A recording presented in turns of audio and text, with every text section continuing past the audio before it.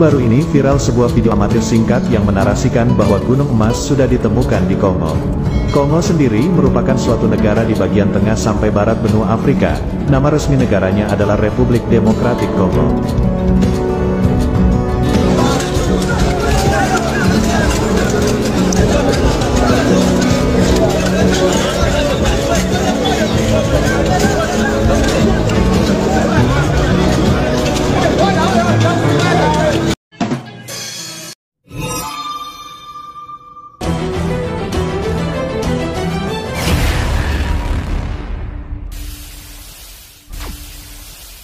Subscribe dulu yang belum subscribe. Selamat menonton. Enjoy. End of flashback. Kaum muslimin, di sini juga kita menyaksikan apa dikatakan Rasulullah Sallallahu Alaihi Wasallam, Efrat mengering di negeri Irak. Apabila dia mengering, akan ketemu nanti gunung emas, kata Rasulullah. Tidak akan terjadi kiamat sampai sungai Efrat mengering terlebih dahulu. Sejak 2014, bulan Maret 2014, apa yang dikatakan oleh NASA Amerika di New York Times pada tanggal 12 Februari 2013 jadi kenyataan bahwa sungai Efrat mengering di 2014. Sampai hari ini sungai Efrat sudah tidak lagi berair sedikit pun. Ternyata New York Times sudah mengumumkan di 2013 tanggal 12 Februari bahwa sungai Efrat menurut NASA sudah susut airnya, mengurang airnya 60%. Kata mereka 2014 sungai Efrat kering total. Kering sudah sekarang 100%. Sungai terbesar di Timur Tengah itu ada 3, Nil, Tigris, dan Efrat.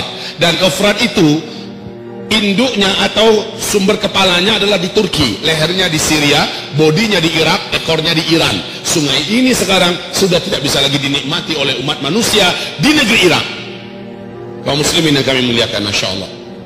Dan apa yang dikatakan oleh George Bush membuktikan hadis Nabi. Nabi mengatakan tidak akan terjadi kiamat sampai mengering terlebih dahulu sungai Efrat. Keringnya sungai Efrat akan menyebabkan munculnya atau ditemukannya gunungan emas yang ada di negeri Irak, yang menjadikan kaum lelaki di muka bumi ini akan berlomba-lomba ke sana untuk memperebutkan gunung emas tersebut, dan mereka berperang. Dalam setiap 100 orang yang berperang akan terbunuh 99, satu yang tersisa hidup dari 100 orang. Setiap mereka berkata, semoga satu orang yang bertahan hidup itu sayalah orangnya. Di hadis yang lain, Nabi mengisyaratkan ketidaksukaannya kalau umatnya ikut berperang di sana demi memperebutkan gunung emas tersebut. Ibadah Allah yang kami muliakan, sungai Efrat sudah kering.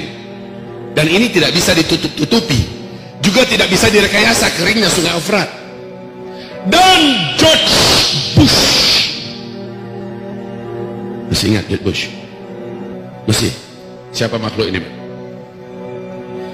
Presiden Amerika Serikat sebelum diganti oleh Barack Obama berpidato dengan penuh semangat di depan gedung putihnya dan berkata, satelit kita telah menangkap potensi emas yang sangat besar di negeri Irak. Amerika Serikat selaku polisi dunia akan memastikan emas tersebut aman dari tangan-tangan para penjahat-penjahat yang tidak bertanggung jawab. Setahu kita yang penjahat itu siapa? Kaum muslimin, subhanallah, hadis Nabi sudah jadi kenyataan. Kalau nggak sekarang, zamannya kapan lagi? Saya bertanya, kalau nggak sekarang, zamannya kapan pernah sungai Efrat kering total seperti sekarang? Dan sudah berapa tahun? Sejak 2014 loh. Sudah berapa tahun? Kalau keringnya cuma sebulan 2 bulan, bisa jadi dia mengalir lagi. Nah ini sampai sekarang kering. Dan ada yang unik. Kenapa bulan Maret, bulan April 2014 135.000 pasukan darat Amerika Serikat yang berserakan di seluruh negara-negara Teluk tidak jadi ditarik oleh Barack Obama ke Amerika, padahal membiayai mereka sudah tidak sanggup lagi Amerika, tapi tetap dipertahankan di Timur Tengah.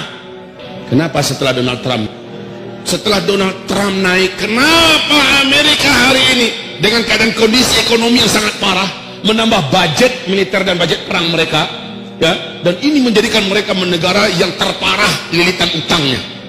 Nah kaum muslimin, kenapa di zaman Donald Trump memperbanyak memasukkan tentara hari ini ke Irak? Ditambah lagi dari 5.000, 10.000, 20.000 terus ditambah. Bapak tahu rahasianya? Benar kata Rasulullah, ketika sungai Efrat mengering akan ditemukan gunung emas. Laki-laki yang ada di muka bumi dari berbagai negara berdatang membawa senjata-senjata mereka ke sana. Perang besar akan terjadi memperebutkan gunung emas itu.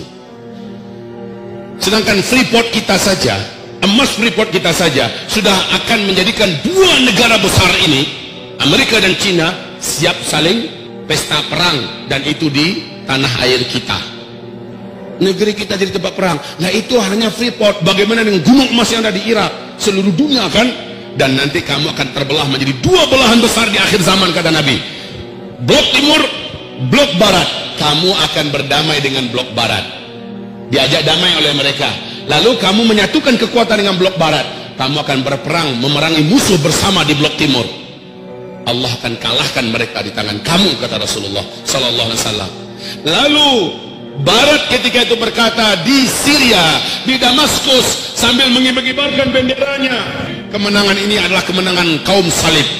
Padahal mereka kolaborasi dengan dunia Islam, tapi mereka mengumumkan kemenangan adalah kemenangan salib. Maka terjadilah perang antara kalian dengan barat, dan Allah menangkan kalian. Perang itu dikenal oleh dunia barat dengan sebutan di kitab Taurat, di kitab Injil dengan perang Armageddon.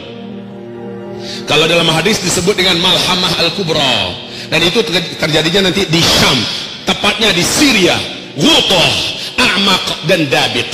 Kaum muslimin yang kami muliakan, hari ini kita melihat arah dunia menuju ke situ. Arah dunia sekarang sedang menuju kepada perpecahan dan peperangan besar. Ada nggak masuk ke bapak masing-masing, ke ibu-ibu di Androidnya, tentang pidato terakhir Donald Trump yang akan melakukan kunjungan perdamaian, kunjungan damai ke Arab Saudi, ke negeri Arab lainnya. Mereka adalah sekutu kami di dunia timur. Kita akan membuatkan kekuatan kita menjadi kembali nyata, bla bla bla bla. Inilah kunjungan terindah yang pernah ada sepanjang sejarah Amerika, kata Donald Trump. Ada dengar nggak? Ada dengar nggak? Padahal sebelum dia naik, apa ancamannya dengan dunia Islam? Apa ancamannya kepada dunia Islam si Donald ini? Dan ancaman itu dia buktikan, Pak. Baru saja dia naik, sudah mulai dilakukan ini. Bahkan ada masjid di Amerika yang diratakan dengan tanah. Sudah mulai. Kemudian bagaimana ancaman-ancamannya dia wujudkan. Dan sekarang dia melihat bagaimana harus bersatu dengan dunia Arab atau dunia Islam.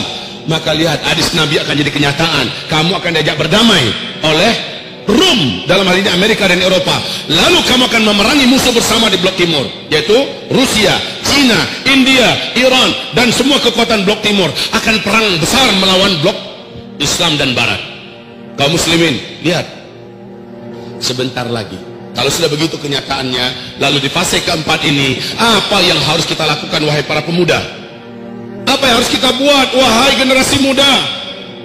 Ibu-ibu, apa yang harus ibu lakukan? Sementara kata Rasulullah, yang paling panjang umurnya adalah ibu-ibu. Dalam artian apa? Di fase keempat yang paling banyak tersisa hidup itu kaum ibu-ibu, Bu. Di mana laki-laki jumlahnya 1 berbanding 50. Pada kemana kita semua? Sudah di alam barzakh. Semoga saja kita lagi cerita nanti di taman surga sambil menunggu kiamat. Taib kaum muslimin, ini akhir zaman. Di masa ini akan banyak kejadian-kejadian yang luar biasa. Dan di masa ini memang kaum lelaki yang paling banyak berpindah ke alam barzakh.